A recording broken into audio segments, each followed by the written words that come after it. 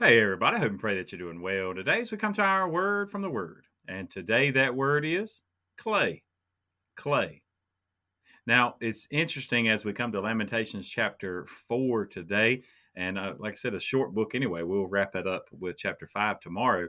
But to look at all the destruction and the lamenting, right? The weeping that's going on because of it.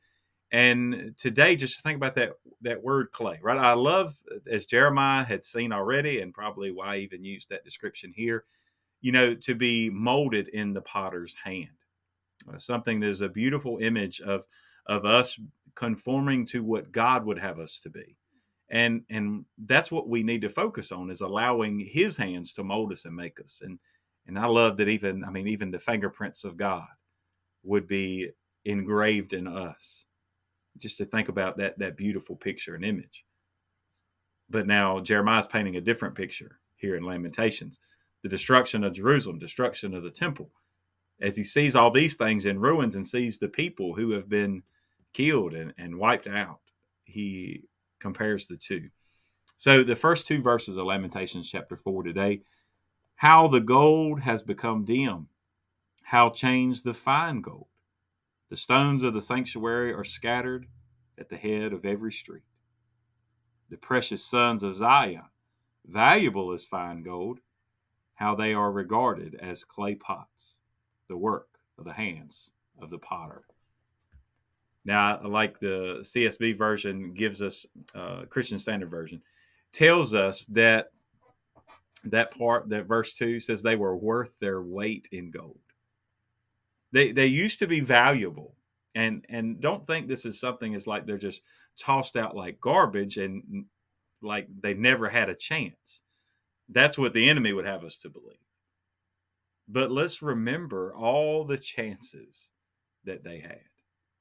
These are people that had been molded and made the way that God would have them to be, but they spat in his face over and over again. They continued to turn against him, continued to have no desire to be obedient to God.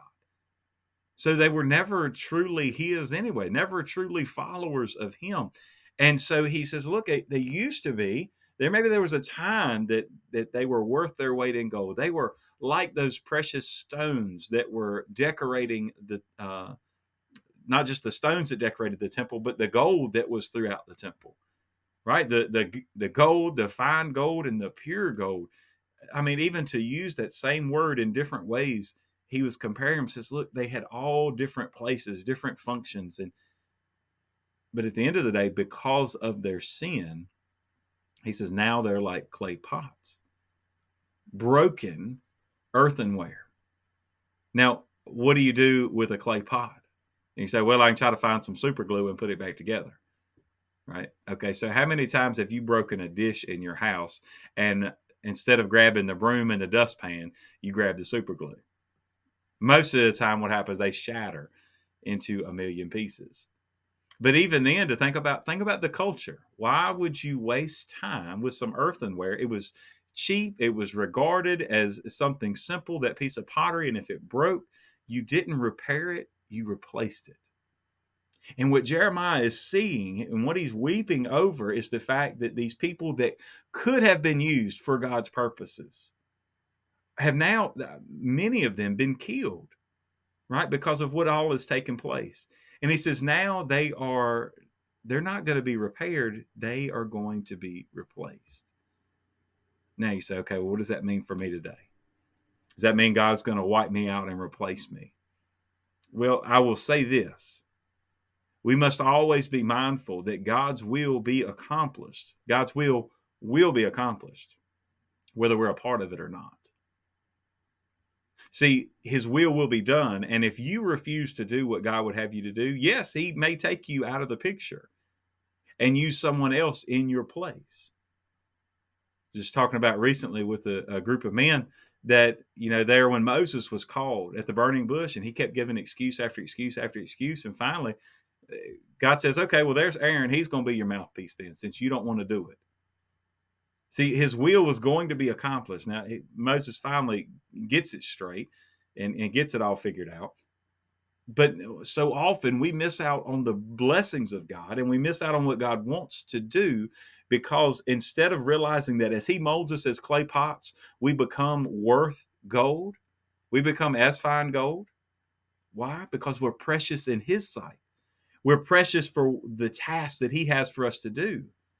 But if we refuse his will, we refuse to submit to his authority, and we refuse to humble ourselves before him, then yes, we'll revert back to that clay pot that's broken and shattered, and someone else will rise up in our place.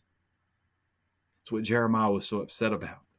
One of the things he was so upset about is that he desired for these people to turn back to God, to be used of God. Today is your desire to be used of God, to be, yes, a clay pot that's molded in his hands, but also one that would be worth your weight in gold. Saying that God looks and he says, because you are so precious to me in your obedience and your submission and the way that you desire to do what I've asked you to do, you will be like fine gold. So today, will you be gold or will you be clay? And with that, will you be moldable or will you be broken, replaced instead of repaired? God bless you. And I pray you have a great, great day.